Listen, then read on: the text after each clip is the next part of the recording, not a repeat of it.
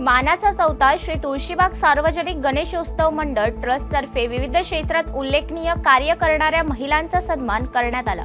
Doctor प्रचिती Kulkarni, Vaishali Bhagwat, doctor सीमा पुना तांबेकर, सुषमा चोरडिया, पत्रकार अंजली खमितकर यांचा सन्मान करण्यात आला।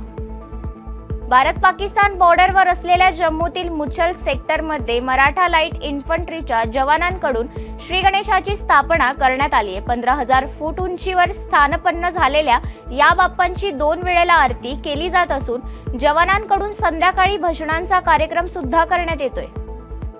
महाराष्ट्राचे एव्हरेस्ट म्हणून ओळखल्या जाणाऱ्या कळसुबाई शिखरावर छत्रपती संभाजीनगरातील 2 चिमुकल्या बहिणींनी यशस्वी चढाई केली आहे। अवघ्या 4 वर्षाच्या तनिष्का आणि 7 वर्षाच्या नित्याने 4 तासातच हे शिखर सर केले।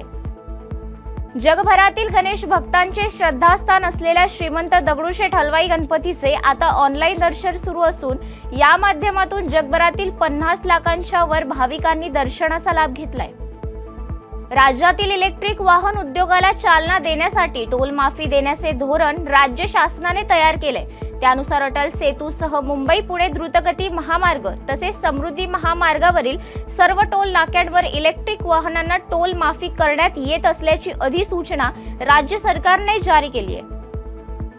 मराठा आरक्षणासाठी कुणबी मराठा दाखला देण्याबाबतच्या निर्णयानंतर आता राज्य सरकारने ओबीसी समाजाच्या न्याय व हक्कासाठी एक नवी समिती स्थापन केली आहे।